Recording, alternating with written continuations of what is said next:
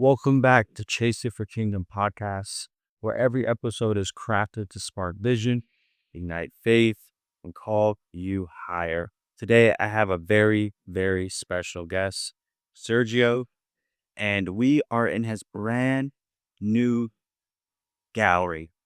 He's an artist, and he also supports other artists. And today is day two of his grand opening. You were made for more, not just to survive, but to live with purpose and on purpose. Welcome to the Chase It for Kingdom podcast. I'm Alexi Castro, founder of the Chase Lifestyle. Each episode helps you align your life, activate your God-given potential, and chase what truly matters. We cover life mastery, health, performance, purpose, and leadership, all grounded in truth. If you're done drifting and ready to live designed, let's chase it for the kingdom. About building a life and a legacy that speaks long after you're gone.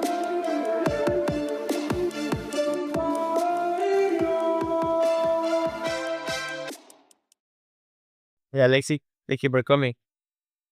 Tell us a little bit about yourself. For sure. Well, first of all, super excited that you came and that we can do this conversation here together for our friends. We had a great opening last night, so it was the first thing that we're doing this morning on Saturday.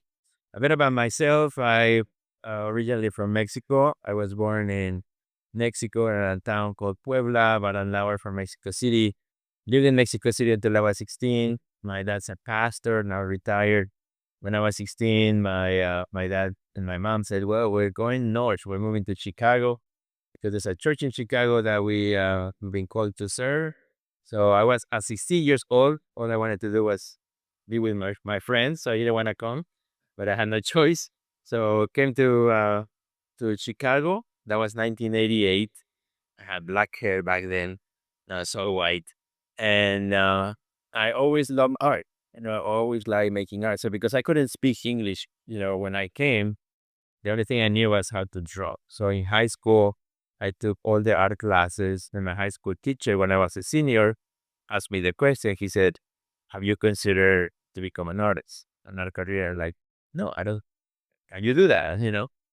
Uh, so yeah, whether you go to college and just see what you like it. So that's what I did. Went to school for art. I became a professional artist. I've always known the business of art too. So eventually opened another gallery like in Chicago. And then about 2 years ago, we started to get really cold in the winters, more than usual. So we're like, we need to go south. So we moved here to South Florida. We've been here since then. And yesterday we opened here our spot in this community at the Promenade in Coconut Creek. So excited to be here. Hey, yeah. What do you feel like this Saturday is day two of grand opening and you open the doors of your new gallery? How do you feel this new season? What's one thing that you feel you're grateful for today? Of course, I feel great. It was really wonderful to see so much support, even that we've been here less than 2 years, and to see so many friends, particularly from our faith community, and also from the other community, to just come and show support. I feel grateful, grateful to God. I woke up this morning. No, that's really crazy, man. I really had a great time last night. We feel really thankful for the Lord.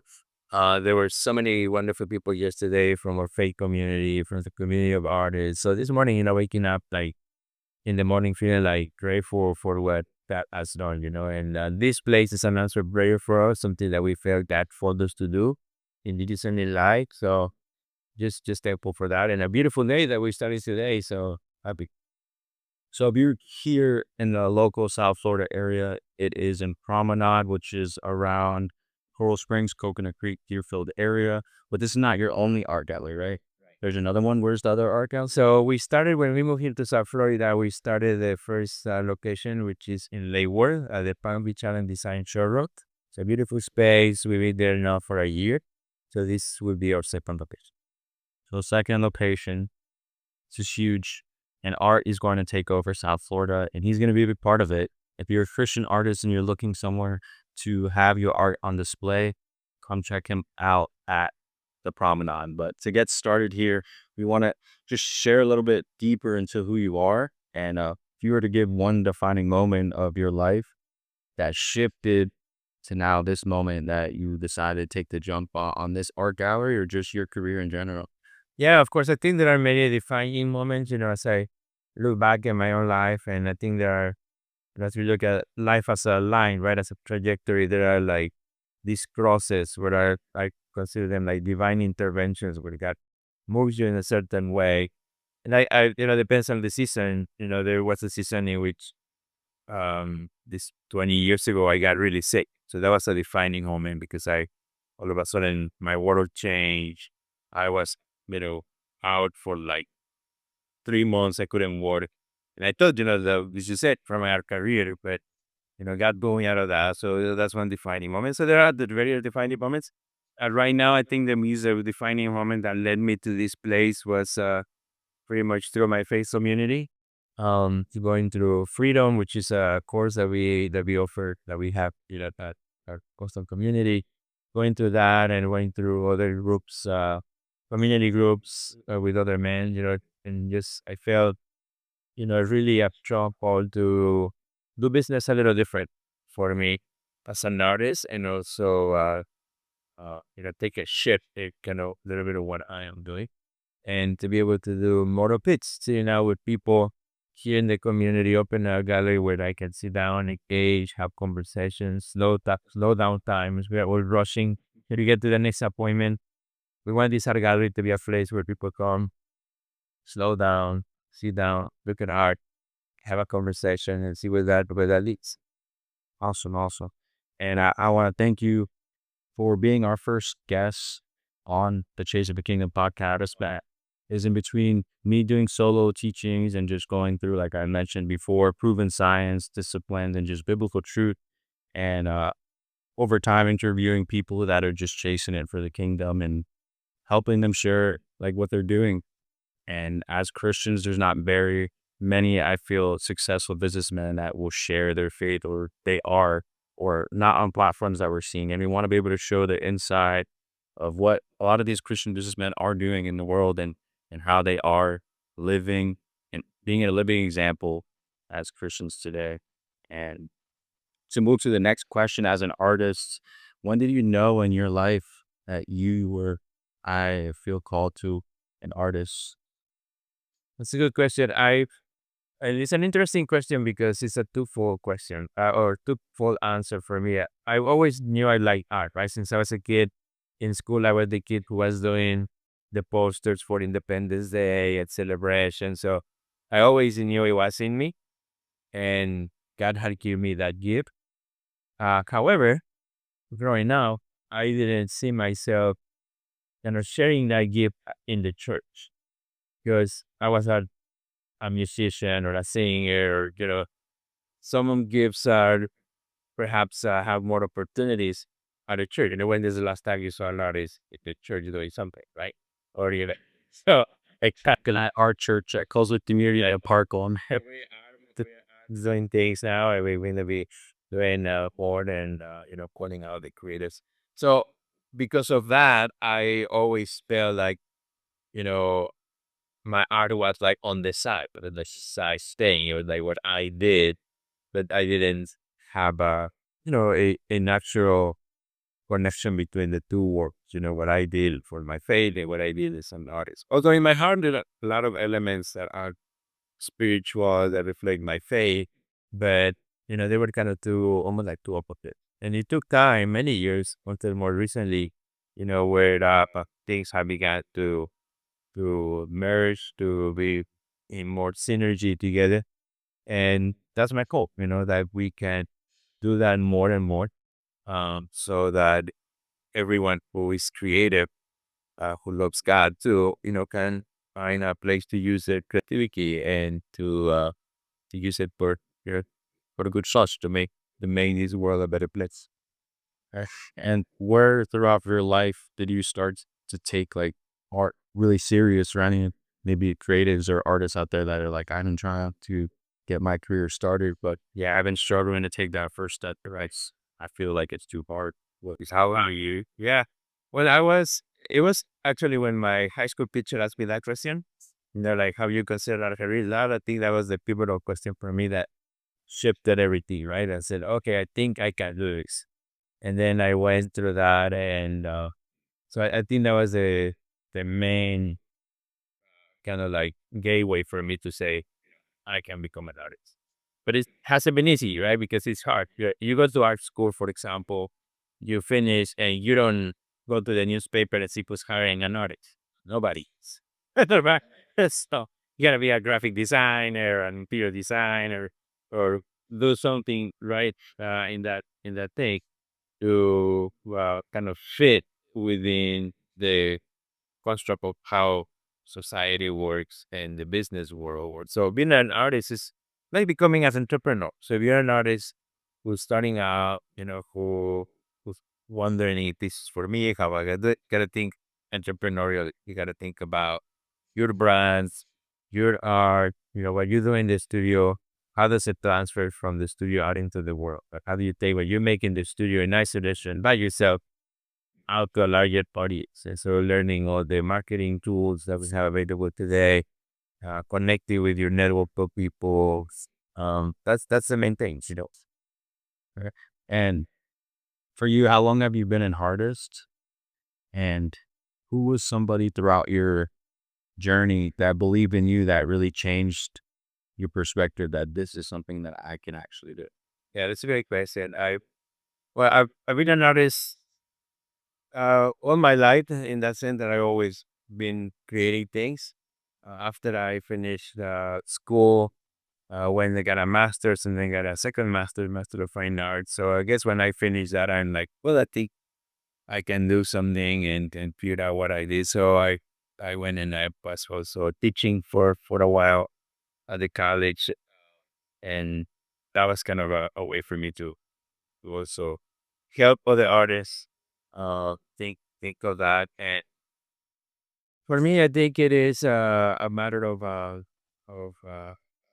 looking at every stage at mentors. Who are the mentors that can help me to get what I want to go to. So when I was studying, my professors were like, right? They influenced me to really go forward, to really, push parts. I wasn't the student who just go to class and leave. I would always stay, talk to my professor. I wanted the professor to know me, not only as a name on the roster, but also as an individual, as a person. And that helped a lot. I think that helped. When I wanted to open another gallery, I looked for another person who had a successful gallery, and I care about, oh, hey, can I come and chat with you? I want to open another gallery. So I've always looked for the mentors, at different stages of my career to uh, to get better. And I think there are different types of mentors. I often talk about like three levels of mentors. You have the mentor friend, right? The mentor friend is like a person that you say, hey, I did, let's go for coffee, let's go and have a chat so you have a good time. But it's your friend, but it's also could be a mentor because that person can impart some knowledge that you don't know, right? So it can mentor you in some ways and you can mentor that person back. So that's your mentor friend. And then, Some secret sauce here. yeah, the Western mentor. And then the next circle, I would say, that's the like a mentor advisor.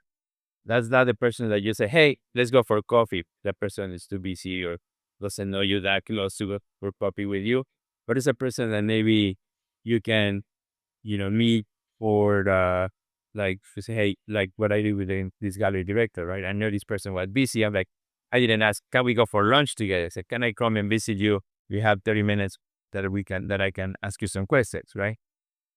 So that's a personal advice or somebody that you admire in your industry or where you want to be, but it gives you you have access to for a limited time, right? So you go prepared. And then the third circle is what I call the mentor expert. That's the person who you don't have access to, right? I don't have access to, but they have already done YouTube's, written books, doing podcasts. So they could be your mentors by just accessing, you know, what they have already said and what they have already taught. Or you sign up for the program, that they have. They're not your friend. You cannot call them. We cannot get a 10-minute conversation with them, but you can learn from them from what they haven't really done it before. So I think those three levels, having those three levels always in your life, your mentor friend, your mentor advisor, and your mentor expert, I think it's here to go. Okay. Well, you guys heard it. Mentor friends, mentor advisors, mentor experts. But out of all the people, is there one person you feel like that was a very crucial mentor in your life? Well, I think my dad has always been a very significant influence to this day. Um, he's now in his 90s. He's a retired pastor, and he has the energy and the brains, always thinking, always wanting to do things. So I admire that from him. I think that's my biggest mentor.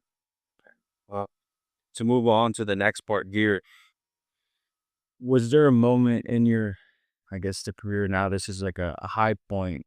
What was like one of the lowest points that you had in your career that you felt like you wanted to give up and you're like, I don't know if art is for me. And it was a like a turn back point where you decided to go even bigger. And now look where we're at. We're sitting in his art gallery in the promenade. Yeah, I think for me was when I got really sick. When I got really sick, I had just finished my master's degree. I had a teaching job that was waiting for me. Uh, we had one baby born, but she was I think like few months, can't remember. And one day I was driving to teach, and all of a sudden I got really like really bad, and I had to like just pull the car to the corner. Police came for the ambulance. So, make no story short, it was one diagnosed with Meniere's disease, which produces vertigo episodes, and sometimes for long periods of time, not a free one, but could be that much 2 3 days. Um, so because of that, I lost some hearing, and I was very sensitive to barometric pressure. So I went through like 3 to 6 months where my life was really um, chaotic in that sense.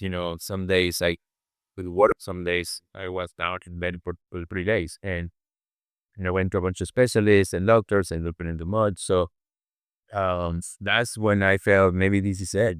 For my art career. How can you be an artist if you can't get out of the house and do exhibitions and do shows? How I thought that maybe that was the the last thing I was going to be making as an artist. But even in that rough time, the family support, the faith support, so I kept me going. And I've always been DNA probably comes, and I think I get that from my dad too. But I've always been very positive, even in the worst of obstacles. I always feel like well, if we have God, we have everything, right? So if we lose everything here, still have God, and that's everything. So that positive mindset thing has helped me along the way on all the obstacles I have, receiving life from health to financial to relational. It's always, I always think like, I try to have a good night's sleep every night, regardless of the situation, and that of course comes have to pray at night and give it to God. So at this point, there's nothing I can do. I did what I had to do during the daytime, but I want to have a good night's sleep so that tomorrow is a brand new day, and we get to try it again and start the day with God, and can help us. But it's hard, The mind is very powerful and very visual. Even if you want to quiet the mind, so hard to quiet your mind. But I think uh, practice and learning to do that be very helpful, so we can be optimistic no matter the circumstance. That was like a crossroads in your life. Yeah, That's where you are right now. For instance, you guys out there that are watching, everyone tries to have a good night at sleep. Every night you tries to have a good night of sleep. You're probably watching this. I can't even sleep. right. The answer was to pray before going to bed. And yeah, but to God, it's surrender. And do you feel like in your art career that through art, it's transformed you, even with like the trials and tribulations and the things you've gone through, that God's hand's been in it? Oh, for sure, sense. Absolutely, 100%. Looking back, absolutely. I have a little journal since I moved to Florida. That's when and this is interesting because the move to Florida, besides coming here because it was nice and sunny and beautiful weather, also is very transformational spiritually for me. And when I moved here, I purposely, got a little, somebody gave me a little booklet and I just kept it. And then I started writing gas activity. Like, what are the evidence of gas activity in my life? So if I saw something out of the ordinary, like we might think, oh, it's just luck, good luck, or whatever. I would write it down. Oh, that's gas activity, right? So, help me looking back at that activity purposefully with dates and things that a conversation that I had, or somebody said something, or an affirmation, or even a miracle of some sort. It's written, so helps me to see God's activity in everything in life, in everyday life. Um, and I wish I had done that much earlier in my life, you know, but I did. At least I did now, which I consider coming to Florida kind of like an awakening, more me a spiritual awakening, where I'm more purposeful, more conscious about that activity, more than ever before in my life. Um, and I feel like this whole journey of coming to Florida has been also a pruning process, that prunes us in different ways, both through valleys of transitions, changes, and the Middle East has been one of it. And I feel like being able to document that gas activity along the way in the last couple of years has really, really. Do you feel like doing that journal and just tracking like the coincidences, right, has inspired on to make different art or transformed your art over the years now that you've been doing that? I think, yes, not specifically out of the journaling or out of the writing in these moments, but in general, absolutely. Absolutely. The piece that's right behind me, this one, uh, yeah, like, it's the newest piece, and it's a piece inspired by the armor of God. So you and I were both see like, we're studying Ephesians, and there's the chapter on the armor of God, right? So I read that. Of course, I read it many times before, but like this time I read it again with more depth. And as I was reading it, I was visualizing the armor of God. So this painting is kind of the way I saw it is like a reflection of every morning there's the armor waiting. So it's like a scene that is almost in the dark, like the at the dawn's of day, right? When you wake up. I like waking up in the morning, we're still dark. So when you go to God, you do your devotion, you open the word. And so I imagine opening the word and then the art for ring around it, the shield, the breastplate, the shoes, the belt, uh, the spear, and everything right next to it, so that you're ready to go, they put it on it, stack your leg. So definitely those Yeah. those things have inspired more. Right.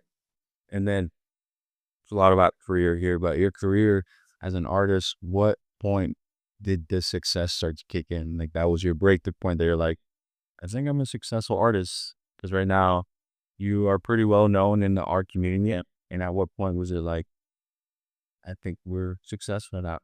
It was, I think, the um process to success. I think it was a very defined one of those moments which I mentioned, where we think there are coincidences in life, but it's not a coincidence. I believe that's divine appointments. And it's a really fun story.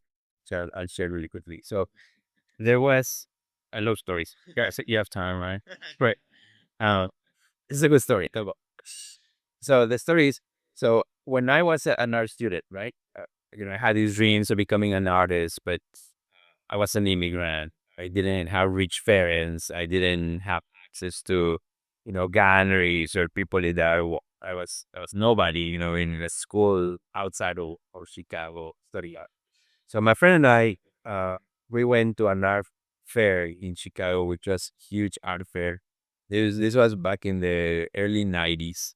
And we went, and when I went to the art fair, there were these two Chinese artists who were doing this massive, giant painting at Navy Pier in Chicago. This enormous canvas on the floor, and they were painting with these brushes, and they had the neos around them, and they had, They were very successful artists, worldwide renowned. Their name is the Joe Brothers, CHOU brothers, who were highly successful in China, moved to Chicago in 1986, and they had an enormous career, travel around the world, biggest museums in the world. So I remember going to that show as an art student, like, oh my God, it's incredible. I never seen living artists, never seen so many galleries doing this. And, the whole Navy Pier was full of art galleries. I came from all over the world. And that was my first look into, the artist's career, right? Success.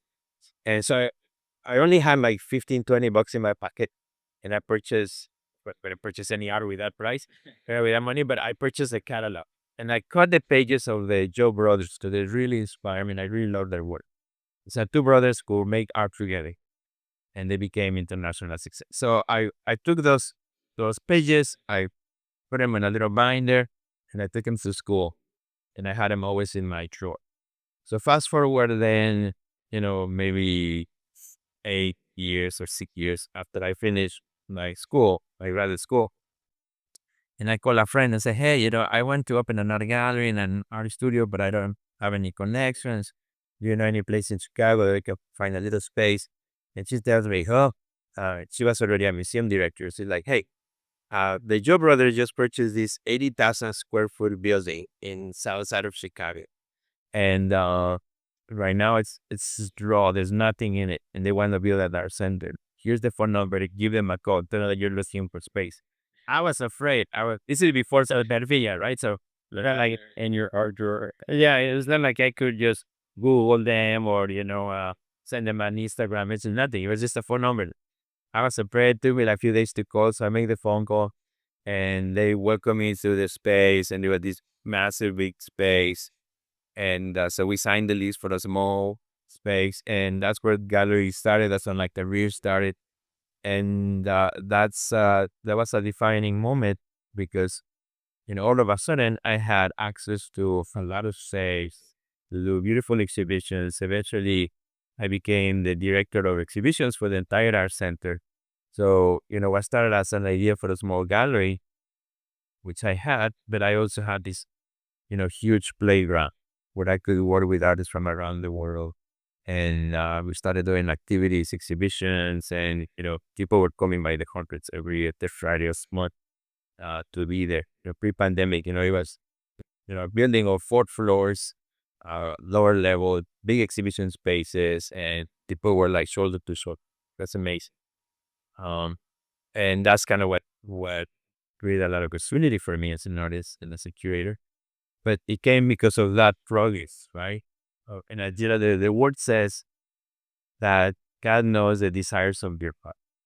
Right? Seek Him, and He knows the desires of your heart. And I think something that when I saw the Yo brothers for the first time as an art student, and that dream was sort of like a prayer, like, oh, I wish one day I can meet artists like them, in my life. It seems so far away, and I think God turned that prayer, that thought. And He gave me the gift of actually not only reading them, but working with them, for them, and help them feel this beautiful art center still in Chicago. Did they end up like mentoring you or like getting? But yeah, they were yeah, of course, they definitely mentored me in that sense, because they were international artists. They were always traveling, so they didn't have a lot of time to go. They were all traveling around the world going with big exhibitions. But every time they came, they supported me. They gave me free reins to do exhibitions and to plan and to grow the center. Worked very closely with their son, Michael Job, as the director, who's still the director of the center. And, we created a really great synergy that helped us to build.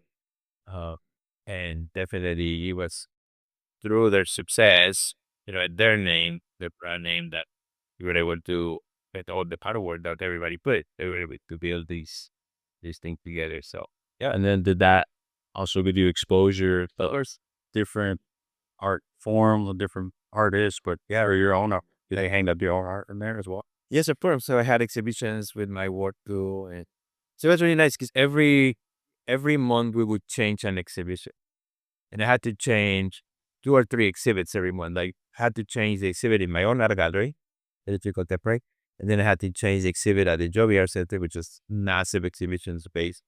It like say this gallery multiply that times 10. That's how big that place is. It's huge. And so that gave me a lot of tools to work fast, to understand oratorial practice, to work with artists at many levels from emerging to successful, to establish. And that's how God equipped me, putting me in a place where I could thrive and I could direct of others and learn my worth. Yeah. So if you're trying to meet some artists, rip them out of the magazine, put them in your drawer, and one day you'll have their phone number. Said he worked for them. And there was a next question here about one of the scriptures that you feel like you've been holding through the seasons of struggles, but it seems like that was one of them, the wherever the desires of your heart, God knows the desires of your heart. Yes. Is there another scripture or promise maybe for this season? Yeah, there's a lot of them.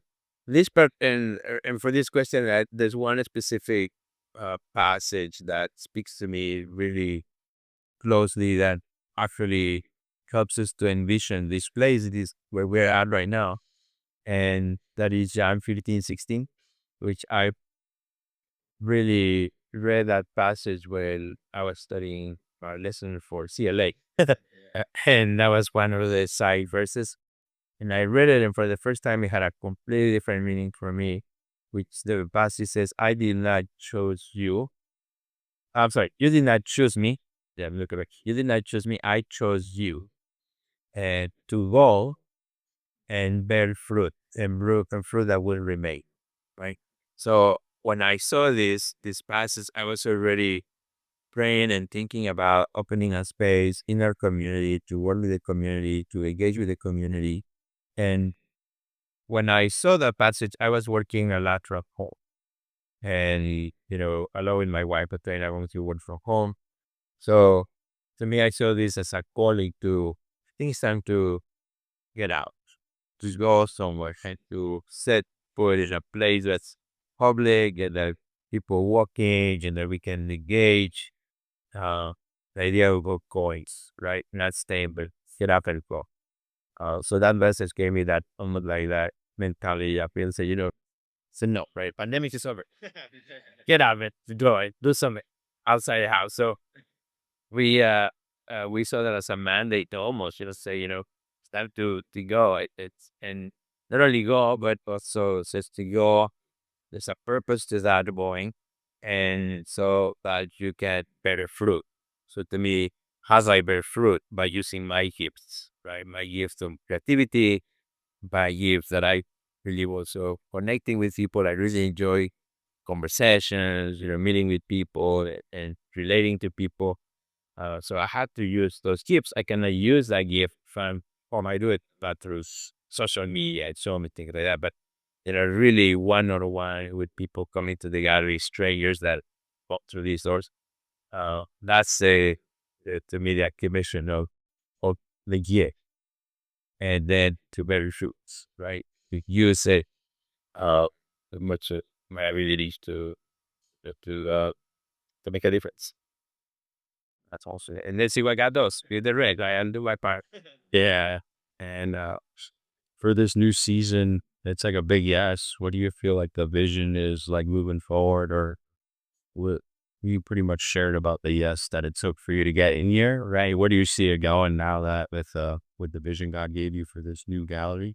So the little contemporary gallery for your location, our kind of our vision is this is a place where art, community, and purpose intersect. And that intersection of all those three things, art, it's a place for art where we celebrate art, creativity, and not only my art, but also other artists that we bring, that we show, both local and international. Have the community have access to that, and then so that's the art part. The community part is the engagement. So we will be doing a lot of events here, as far as like lectures, workshops, meetups. We already have to connect groups from our church commit here every week, which is really awesome. So activating the space in that sense so that we can really, connect with the community, right? And have conversations with people. We don't want this to be a gallery where you just walk in and you don't know anything about art or the art that's on the walls. You just walk around and there's somebody at the desk that doesn't even say hello, and you leave that gallery and that happened, right? That's how many galleries work. Uh, you're supposed to know about art when you walk into the gallery. Not here. We have a different purpose about engaging the community, right? So that has to be with purpose. So it's our community and purpose. So everything that we do here, it will have, if it doesn't have purpose, we won't do it, right? And that's biggest, that's the feature. So it's also like educating the community about observing parts, like, hey, come in here and they want to make sure that you understand why that picture is there and the meaning behind it, or just it's empty. Yeah, bad questions. Basically, there's questions about the curiosity of art. Right. So what we have done, the curatorial part of the gallery is that every artwork has a little text, almost like when you go to a museum. So the text doesn't really tell you, doesn't explain the art, but it gives you an entry point, right? So that you read that, then you're like, oh, okay, now let me discover the rest for myself, right? And that's what we want to do with the educational part. We believe that meaning has to be discovered, right? So the artist creates as in isolation in their studio. They have their own meaning, their own ideas, then they put it out in the wall. So most of the time, when you walk into a gallery or a museum, the artist is not dead. Right? Either he's dead or he's lives somewhere else because they live in a gallery here, right? So you are encountering an artwork that was created at some point, either now or not, hundreds of years ago. So now you are there to discover. You bring in your own baggage, your own history, who you are, where you've been, what's your background, your own values, and then you bring all that, and you look at a picture, and then you have a conversation with it. You know.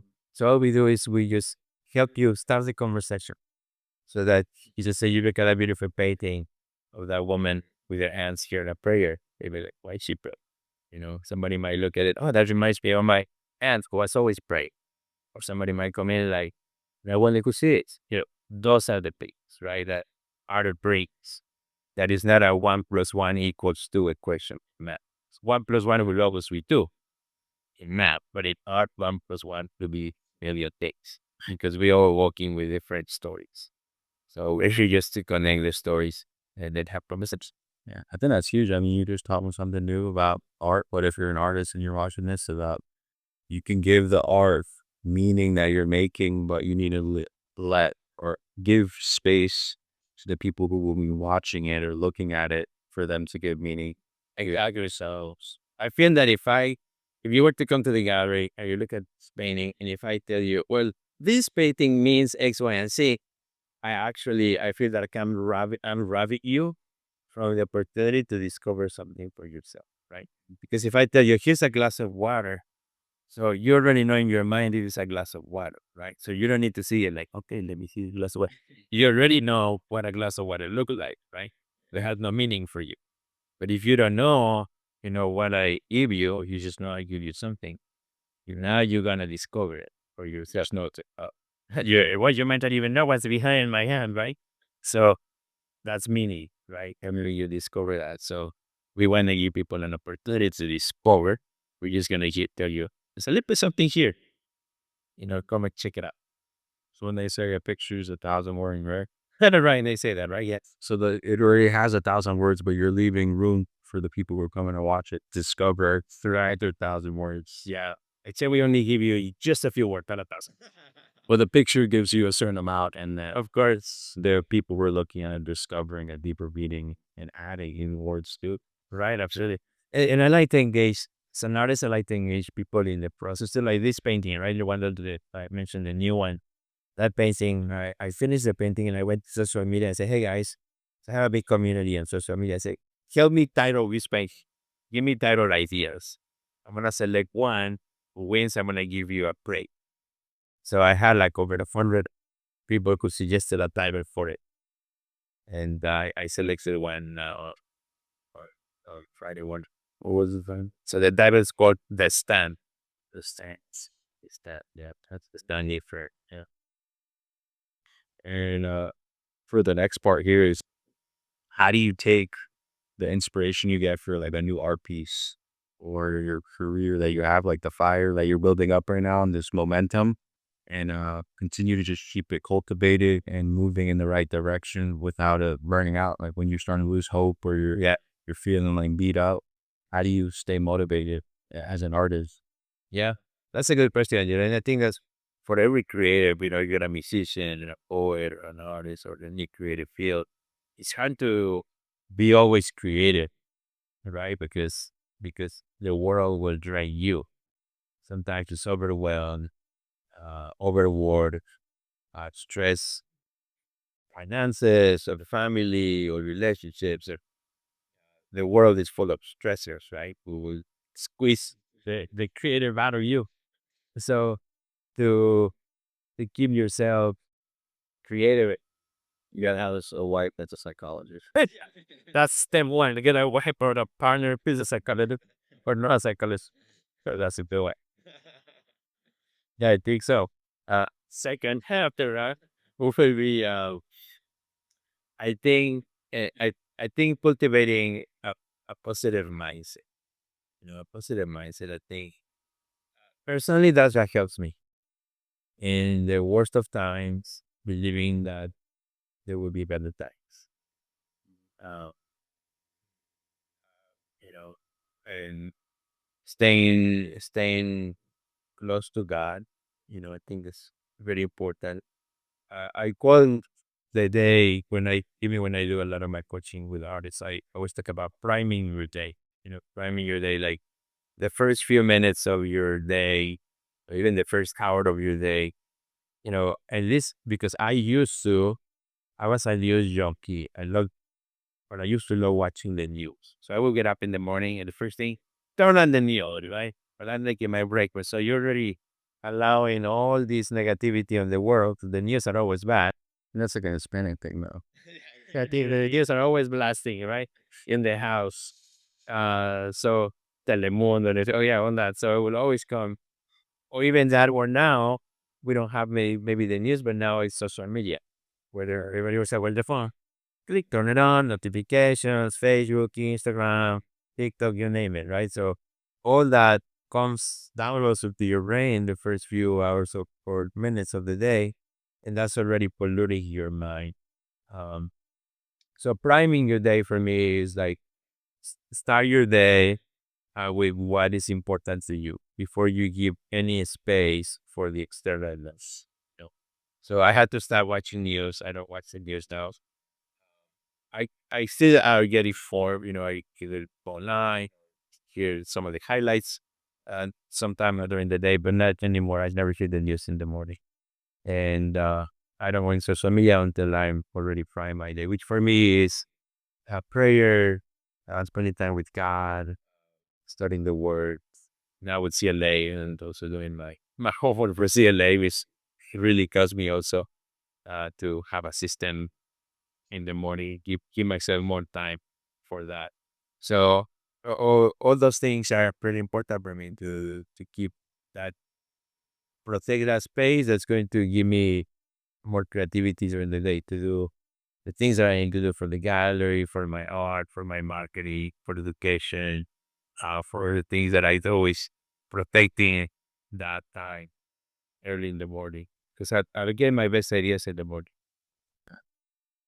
And then you mentioned that you coach a community of artists again, and you lead this community where if you're an artist and you're looking to find space surrounded by other artists that are trying to put their job or full time, what do you teach them to take their inspirations and pretty much keep them motivated during that journey from transitioning, right? From like maybe not being a full time artist to full time artist. Yeah. Or they're doing good, they're getting some momentum. How can they make sure that they're not burning in that? Yeah, that's a great question.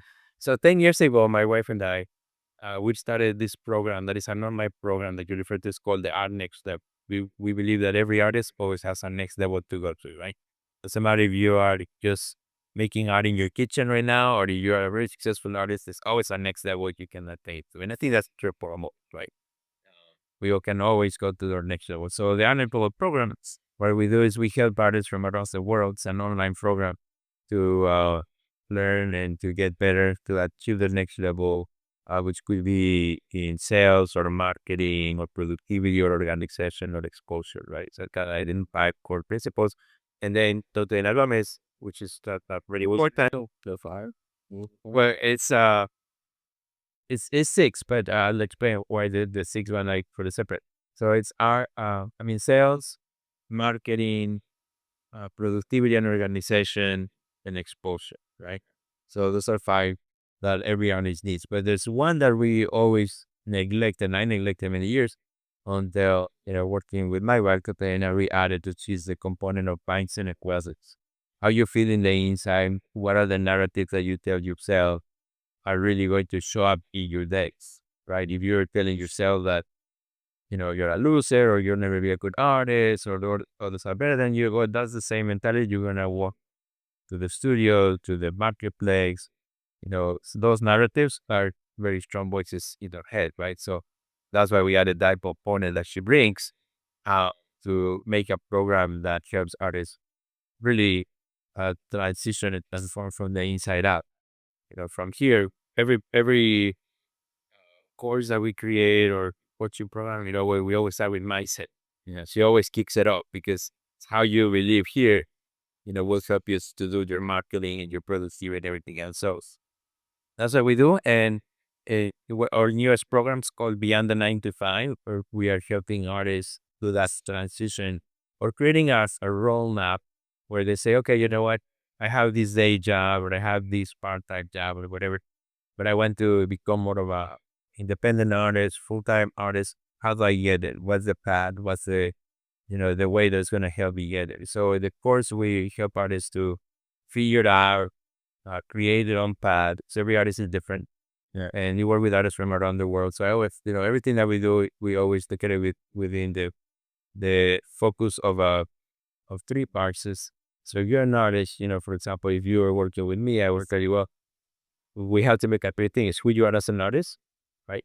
Um, Meaning, like, are you a starting artist? Are you an artist who have been making up for a long time? Are you had shows or shows? So who you are, where you are in the world. So if you're an artist in the United States, it's really different as if you're an artist in India or in Asia or in Mexico or Latin America, right? So where you are in the world and what you do. It matters if you are a sculptor, a photographer, or a painter, right? So we take account all those two things to make sure that every artist contextualizes the information to who they are, where they are, and what they do. Okay. And then how much would that community cost for someone to like So doing that? yeah, so we have it's a membership uh, online program. So you pay 57 per month to access all our courses, the Beyond the 9 to 5 and marketing and all the courses that we have. That includes also a community online where you get to connect with us, you get to connect with other artists from around the world, which is really awesome. As an artist, you need a community, you need other people, and also you get opportunities of things that we do, as well. Called, sometimes we do shows where we buy artists to submit their work. So yeah, it's pretty exciting. And throughout the years, I mean, this is a part of the art gallery is part of it, but then you've also done this. How many years have you been doing the community? And 10 years. 10 years? 10 years. So how many artists do you feel like you've helped over the 10 years now? Now that bit. Hundreds. As artists come and go. Yeah. Now, easily over 1,000, we started. And yeah, and it's multifaceted, right? Because it's the online for two program, the membership. Then we also do it talks and conferences, colleges, universities to feed to our students. Because then also the YouTube and the Instagram and the podcasting. So all things, healthy artists get better. Yeah. Yeah. So artists come and go, but when they come to yours, they're going to bigger places, right? Yeah. And it's nice to meet artists who, I go to a place, and say, hey, I've been to one of your courses or one of your programs. I had a show in September. I had a show in Romania, a big art exhibit, a solo show in Romania, and a beautiful museum in the city of Cluj of Romania. So I go and I travel to Romania and I go to the opening. And then I meet an artist who says, I was in one of your online webinars, like 2 years ago. So it's really, really exciting, that because the ability that we have to do things online, you can go to other part of the world and find somebody who knows you. Yeah, because they saw you or they attended something that you did. So that is a beautiful thing about it, how the world connects us all.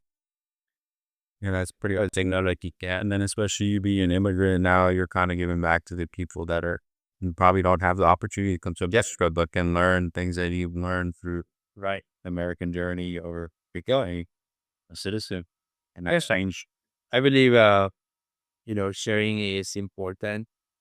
And to me, the reason I started sharing was because when I was an art student, I remember very clearly one day I went to an art show, uh, which there was another artist who was an immigrant who was very successful. And I was a student and I asked him, oh, if he could give me some advice. And he said, no. He said, you got to go through what I went through. Learn to be successful. So I decided, said, I don't want to be that artist.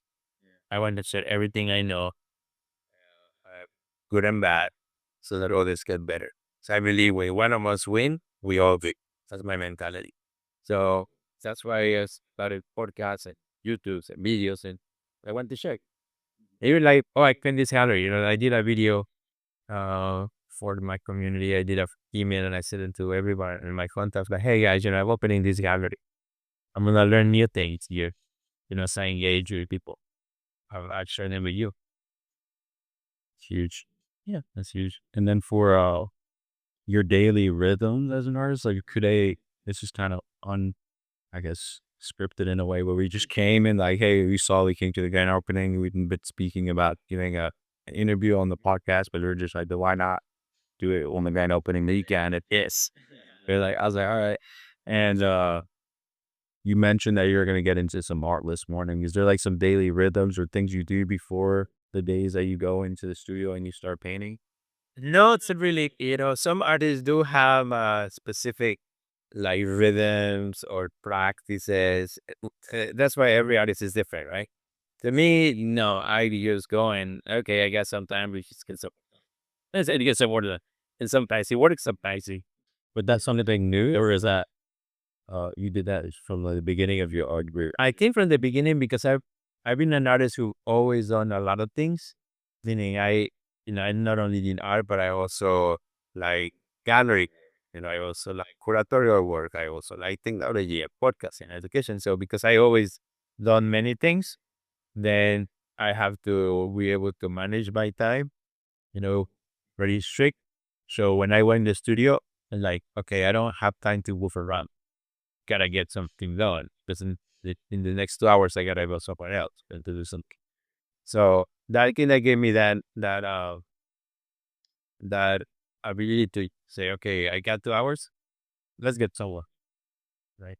But I know that if I'm gonna be working, like saying that this I've been a racist, I woke up thinking, hey, when am I gonna work? You know. So even driving in the car is way I'm already gripped my mice. So for me the rhythm comes more in my head. So when I'm actually in there, then I can start doing something. You start like visualizing and thinking, yeah, what are you gonna do? What it would look like, and Exactly. is there any disciplines that you do? I mean, outside of like the faith discipline, like you said, scripture, starting the day with something new. I mean, starting the day with the things that mean something to you the most. Is there any disciplines outside of that that you feel work for an artist or just for you or any artists out there? But I think the main one is that one, right? The priming your day. I think another one that I practice too is uh, for me, I think which is important is making sure that I always learning, learning and giving myself time to learn. So, you know, I I spend a lot of time listening to podcasts, um, or putting some YouTube sometimes when I'm working or when I the car or things, things that I want to learn that I'm curious about. Yeah, things that will help me get better at, right? Or something that I hear like, oh, all right, learn more about this or that. So to me, a discipline is being always person who likes to learn. next to learn from others, because you only know so much, but it's through others that you get to learn from. So I'm looking forward to subscribing to your podcast. Then after episode 1, and then we go from there. Yeah. And then the next question here is, how do you balance dreaming big and also staying humble in the process, in the new beginnings for this place? Yeah. What is a dream you feel like now stepping in here? You got the keys, as if you got the keys. Yeah. I've always been, I've always been organic in how I think about the future, meaning that I don't have like, oh, I have this big dream of one day having like this giant gallery, or being, doing this or that. Uh, that for me doesn't motivate me as much.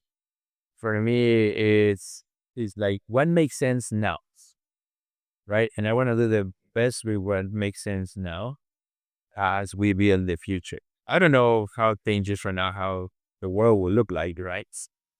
Like to me, social media changed my world because a lot of sudden gave me access to a lot of people I couldn't have planned that 10 years prior on social media. So I didn't even know that was going to exist, right? And so I don't know what the world holds in 10 years from now. I assume AI will be big and a lot of things will be done differently.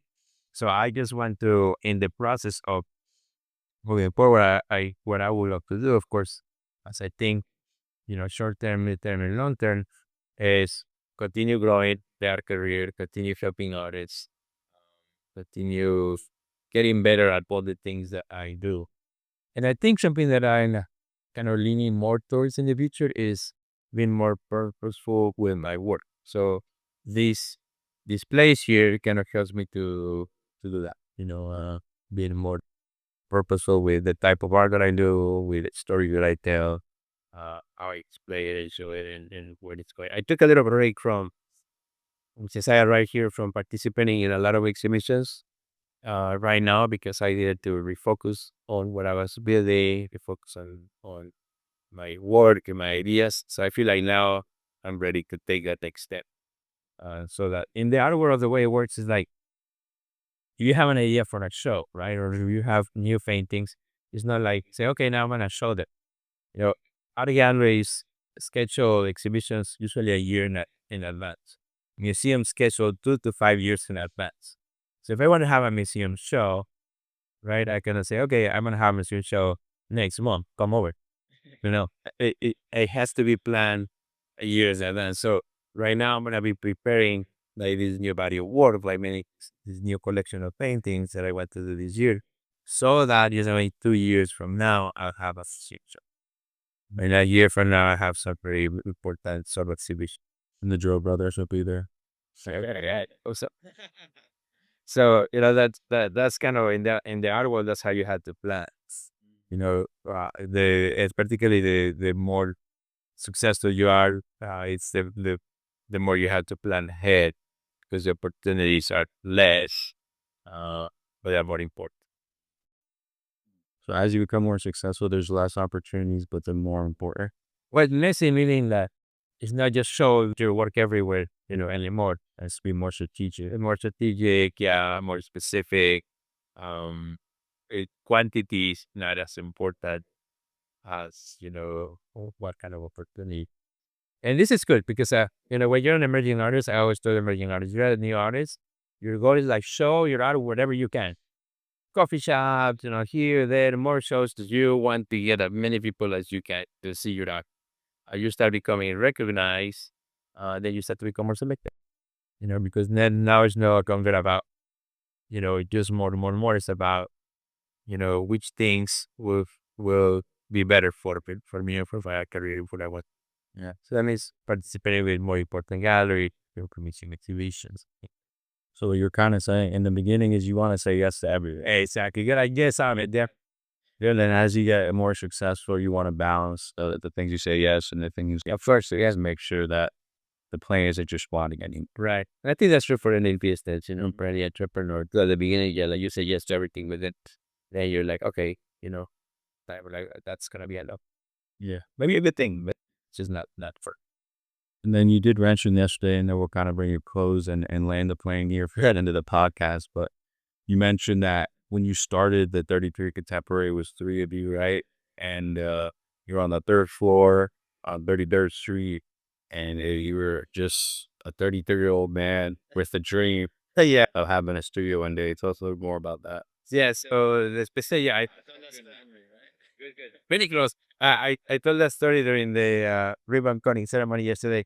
The way the gallery started, because I've always loved the business of art, and when I finished art school, my mom says like, I want to open another gallery, right? That was my dream.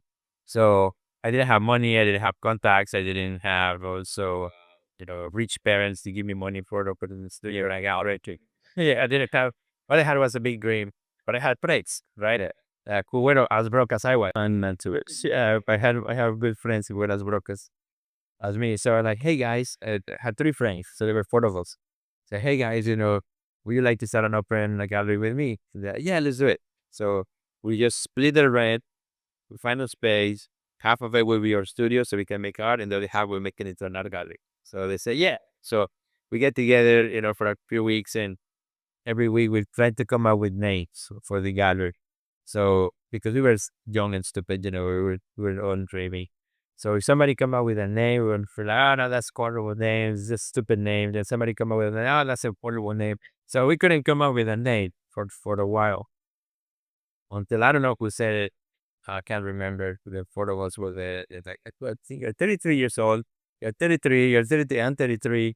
We're on 35th Street, on the third floor. So there were a lot of threes in the number. And for me, also 33 was significant personally, because also that's the year of, Lord's ministry when he crucified and rose again, right? So 33 was always been a special number for me. So like the 33 kind of makes sense because there were a lot of threes in our story. And we started as a collective, meaning that it was a partnership. And we ran that for about 5 years. And then after that, then we dissolved the partnership, and then I rebranded it with my wife as 33 Contemporary Galleries.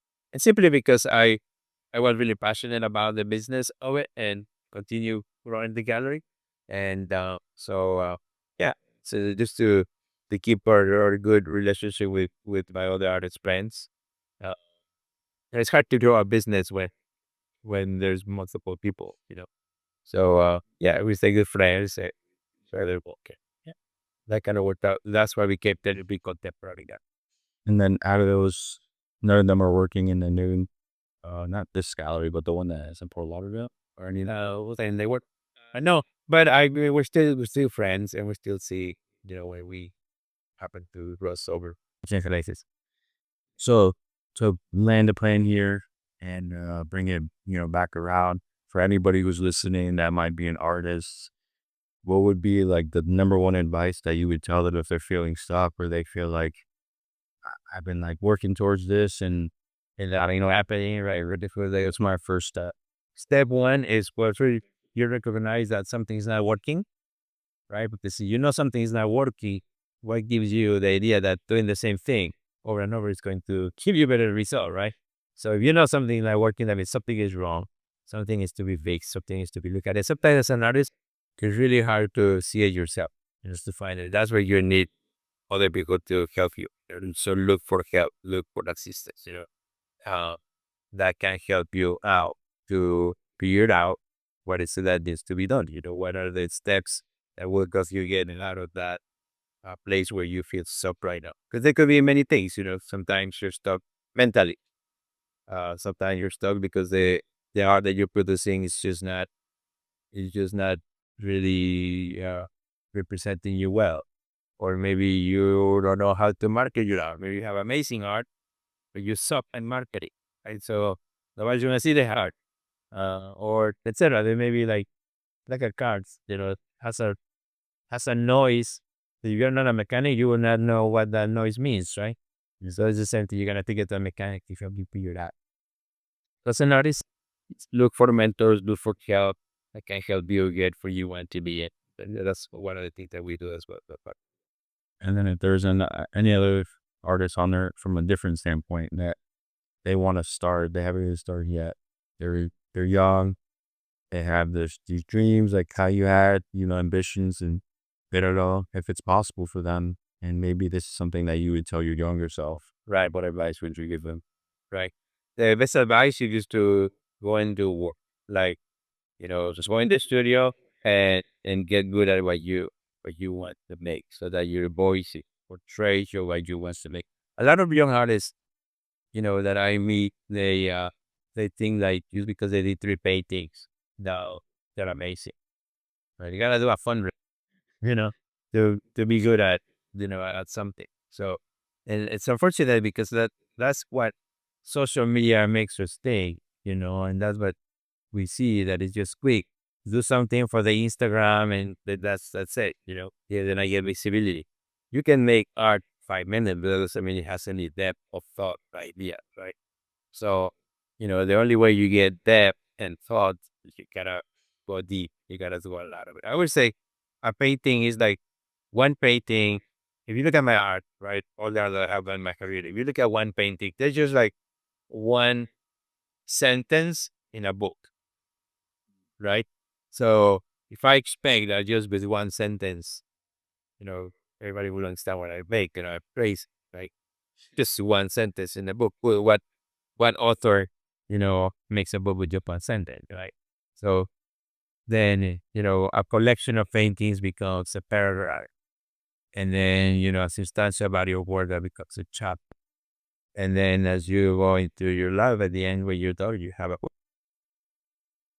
So every picture is a sentence. Yeah. Or every art piece is a sentence, and a group or a collective is a For me, that paragraph, yeah. and a chapter as well.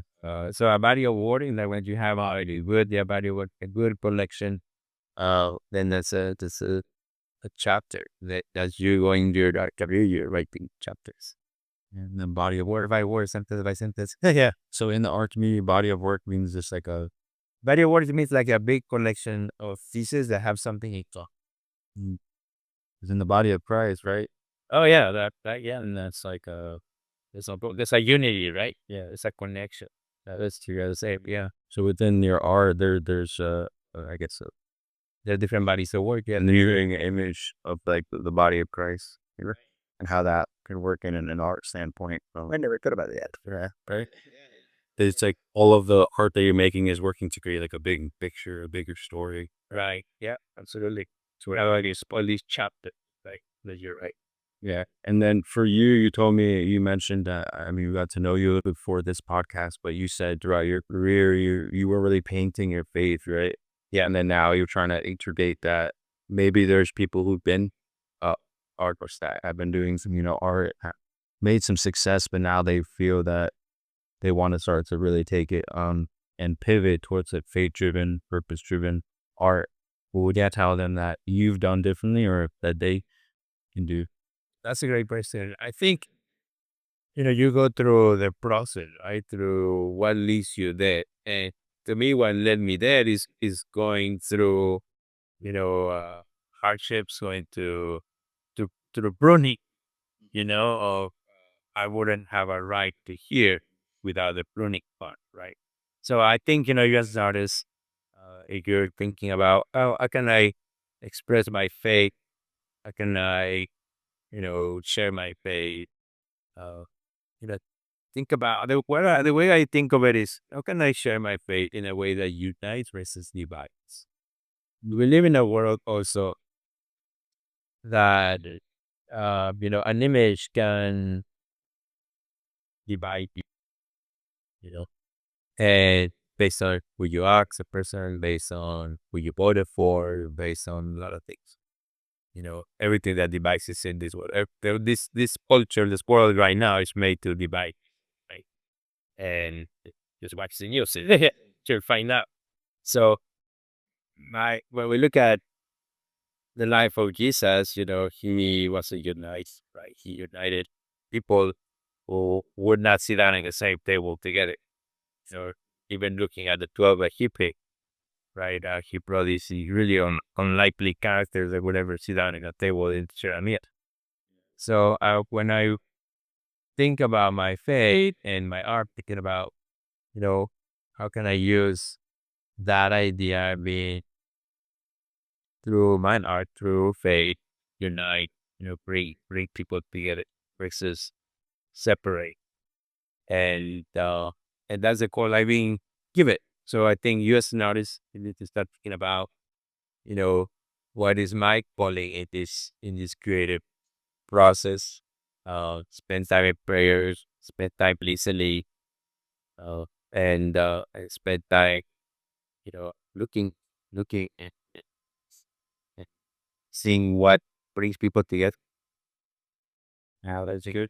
Yeah. I mean, unfortunately, and that's why I use a lot of times the term, I consider myself an artist on faith, or who has a relationship with Christ. The, there's a lot of value sometimes where we bring in religion into the word, into our conversation, because the moment a religion is spotted, then we bring or misconceptions or concepts or experiences, which a lot of times are bad experiences with religion or any type of religion. Uh, and so I like to think about faith, because faith is different. Faith is relation. Uh, a lot of times we think about religion, we think about rules and regulations, or do this, or do that, do this, the church needs to look this way, or, the bed should need to be this way, the music needs to be this, you know. But faith, faith it's experiential. Yeah. So that's what in my work, that's what I try to look, not to religion, but to experiential thing. Yeah. A lot of people look at I think they have the right letter, the R, religion, but they need to change it to religion. Yes, that's true. Faith ideally is relationship. And the more that we could put towards point, aim towards unity as opposed to division, is where we can really create unity in the world. Yeah, and To end it all here, I like what you said about faith is experiential. That's like a really good quote. Sergio Gomez, faith is experiential quote. And we want to just leave the listeners with one thing, even if they're an artist, anybody. It could be anyone listening right now, a quote from Sergio or a declaration, something that you want to leave them with. What would it be? this one that I came up with about maybe a couple years ago. The idea of I'm an artist on a mission, right? But I think you can replace the word artist with whoever, right? Whatever it is that you identify with, what's your mission? So I started talking in a lot in my podcast and in my channels about I'm an artist on a mission. Yeah, to me, merchandise with I'm an artist on a mission. The idea of if I believe I have a mission, then I'm gonna wake up every morning and try to accomplish or be part of that mission, right? I tell artists, the only way you walk into your mission is when you walk yourself into your studio, right? Make art, make this thing. So, and I think for anyone, if you're an entrepreneur, you're an entrepreneur on a mission. You're a doctor, you're a doctor on a mission. You are, you know, uh, electrician, you're an electrician on a mission. So, fill in the blank. What is it you identify with? And then, what's the mission that's attached to that? And live it, walk to that mission. Yeah. So I think it's easy to write a mission statement. We all have gone through that. We put it in the board and it's nice and people awesome. But how do you walk into that mission? How does that, the vision is always moving, right? How's that mission experienced? Yeah, it's like what the experiential mission. Yeah. Yeah, I was telling the people in here, one of the ladies, don't focus on the money, focus on the mission. Just The money, mission of the money. yeah. I tell artists, a lot of artists struggle with the money part. Like, oh, I don't want to become a sellout artist, right? Things like that. Yeah, we would feel like artists are pure, right? And they do it to bring money. So I always tell artists, artists are art. Art is not about money, but you need the money to make the art that is not about the money, right? So they both are important. They both need each other, right? So if you're an artist, you need the money to make the art, not about the money. And if you are not an artist, when you support an artist, when you purchase one of the artworks, painting to use up, you are helping more art to be in the world, to happen in the world. So that is important. Yeah. So thank you Sergio Gomez, for sharing your story today. I know that a lot of people definitely left here today with their vision sparked, their faith probably ignited, and feeling like they're in called higher. And this episode wouldn't have happened with you not being here today and taking a step of faith of launching this gallery. And if you're in the area and you live around Promenade, come check it out. It's across the street from what place right there? So from the barber shop, And the barber. we're at the same street as Chico's. There's a new pizza place coming right across from Mundos. It's pretty awesome. And we're number 201. We're here Monday through Saturday, 10 a.m. to 9 p.m. And, I might be working in my pay right there. I might be making a podcast, so that might be just chat. So come and say hi. Come and interrupt. I love interruptions. We went to slow down. Thank you, my friend Alexi, for having me. Your kickoff show at, Pilar, with your friendship to have poured a lot into me as well. So thank you. Yeah. It's a give and take. He's a friend mentor, I think.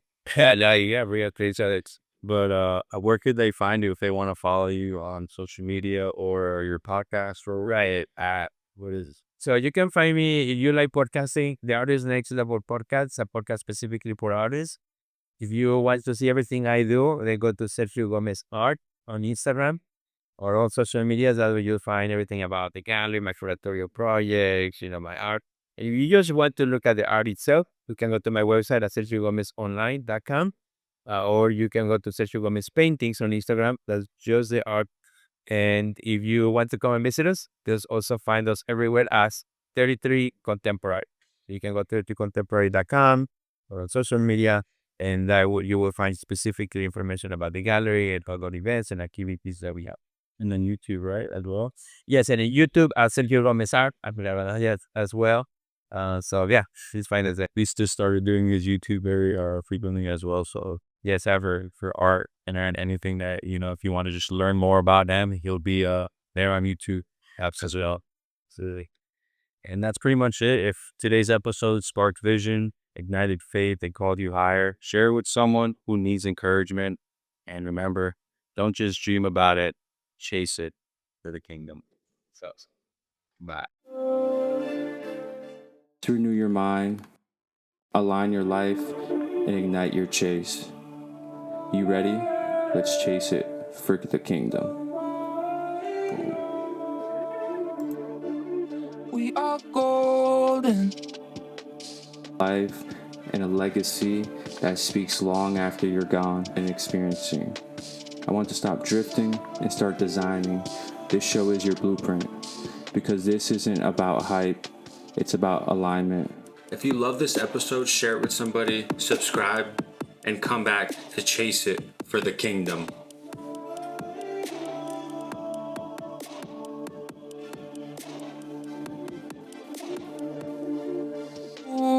Ooh, we are golden.